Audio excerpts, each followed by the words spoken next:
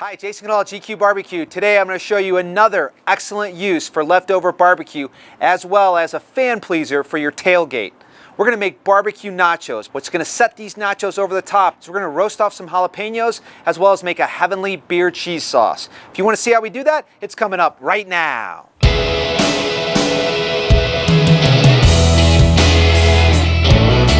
For proven recipes and techniques using live fire, smash down that subscription button and hit that bell notification and you won't miss any of our videos. So the inspiration for today's video comes from me wanting to show you guys another way to put your leftover barbecue to use. A couple of weeks ago I shot a barbecue lasagna video. If you want to see that, go ahead and hit that iCard up above. Today I'm going to show you another use by teaching you guys how to make some awesome over-the-top barbecue nachos.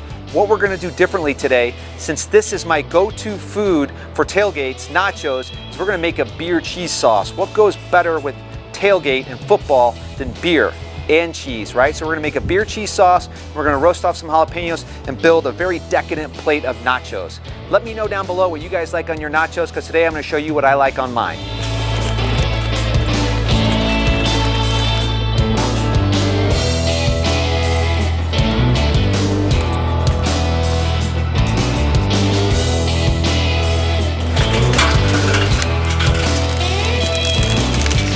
What's going to set these nachos apart is that we're going to fire roast these jalapeños. This is going to bring out a lot of the natural flavor of the jalapeno.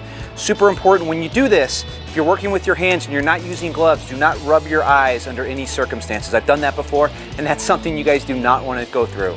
We're going to break these peppers down by slicing them in half and then coring out all of the white on the inside.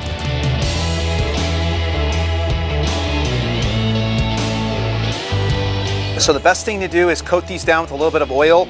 I don't have any oil, but I do have some spray oil. This is grapeseed oil. When using an oil that you're going to put on the grill, it's important to find something that has a high smoke point. And what that means is that it can take on a lot of temperature. You wouldn't want to use olive oil in a situation like this. Something like grapeseed oil is the ideal choice. So I got a little bit over a pound or so of this leftover brisket. What I want to do is I want to bring it up to temperature. I'm going to be very careful once I put it on the kettle not to cook it. It's already been cooked. I'm just making it warm so it tastes good when I eat it. I'm also going to put together a barbecue sauce using 50% of the hottest, which has a nice kick to it, a little bit of spice, and water. This is going to keep it moist and add flavor to it without allowing that meat to dry out as I bring it up in temperature.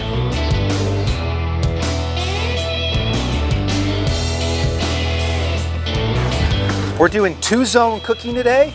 This is going to be the cooler side of the pit and this is going to be the hotter side of the pit. This is where I'm going to roast off the jalapeños. This is where I'm going to do all of the slow cooking.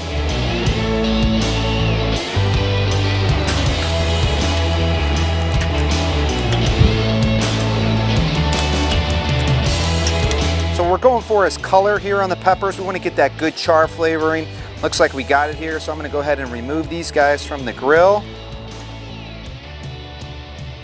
So if these peppers have too much char, you can remove this. I like that flavor on there, so I'm not going to be too concerned with removing all of it.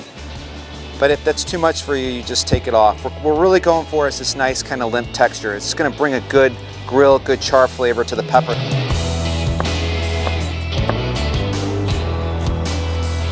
Roasted jalapeños. These guys are bursting with grill flavor and heat. This is an excellent condiment for anything you would add peppers to.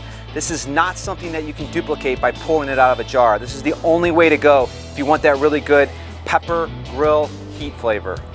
I got some pickled onions right here. I'm going to do the exact same thing. I'm going to dice them up and these are going to work as a garnish on our nachos.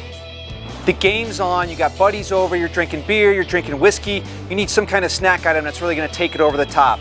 This beer cheese sauce will do it. You can put this on anything, any of your favorite appetizers, nachos, whatever you like to put cheese on, go for this beer cheese sauce. It's really going to take it over the top. So here's how to make it. We've got 1 pound of Mexican cheese. This is a little bit of Colby, a little bit of Jack, a little bit of cheddar. 8 ounces of cream cheese. And then 12 ounces of your favorite beer. What I recommend is something light. You put something too strong in here, like a really hoppy IPA, and it's going to be too overwhelming, and it's going to take away from the natural flavors of the cheese. And then I like to go with a little bit of rub to give it some zip, a little bit of zest. Of course, I'm using the rub. We're going to add probably, I'd say probably about 3 to 4 ounces of rub in here as well too.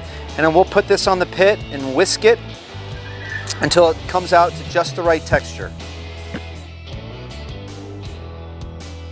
So this has been cooking for a couple minutes. Go ahead and use a whisk to break up that cream cheese and just let this continue to cook until all the flavors come together and it's nice and hot.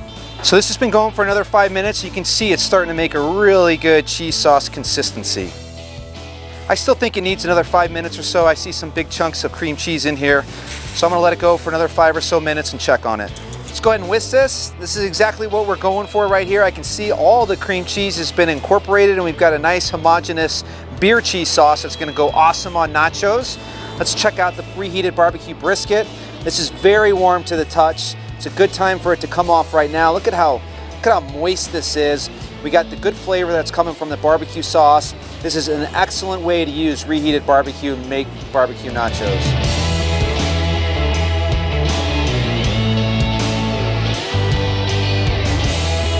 Now let's assemble the nachos. Couple choices you could do right here. Me personally, I love a good, nice hot chip. You could put these chips on some type of heat resistant pan and put them on the pit for a little bit to warm them up. However, I'm ready to eat. So I'm gonna go ahead and build these right now. When I go to sports bars, nachos and wings are two of my favorite things to order, and I get disappointed when they build this beautiful mountain of chips and they put all the toppings around the outside. And I get to the center and there's nothing there. So we're not gonna make that mistake here. We're gonna layer the flavors as we build the nachos. So the first thing we do is put down a base layer of chips and pour over our beer cheese sauce.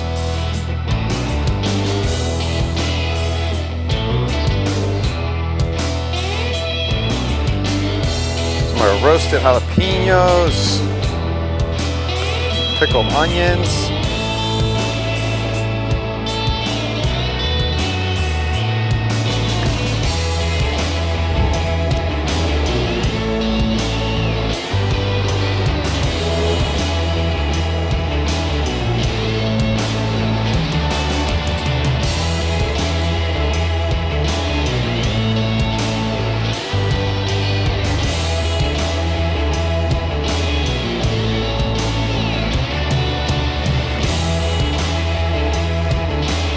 The nachos are now built, so only one thing left to do. Now for my favorite part, the taste test. So I'm trying to put together the perfect bite. I got a lot of cheese on here, a lot of brisket. I'm a big fan of the peppers. I like probably a 2-to-1 ratio on pepper to onion and a little bit of sour cream. So let's give this bad boy a try here. Guys, that was absolutely fantastic. If I'm sitting around with some friends, drinking beer, kicking back some whiskey, this is exactly the kind of game day snack that I want to reach for. I've got all this beer cheese sauce left over. What else do you think this would be good on? Let me know down below in the comments. That bite was incredible. There was so much beef brisket on that chip. The brisket tasted like it just came off the pit. I love the creaminess of the beer cheese sauce as well as the sour cream. It was cut nicely by the acid and the pickled onion and those roasted jalapeños. Oh boy, you can put those on anything. Guys, if that looked good, if that's something you want to try, give me a thumbs up. Until next time, Jason Goodall, GQ Barbecue.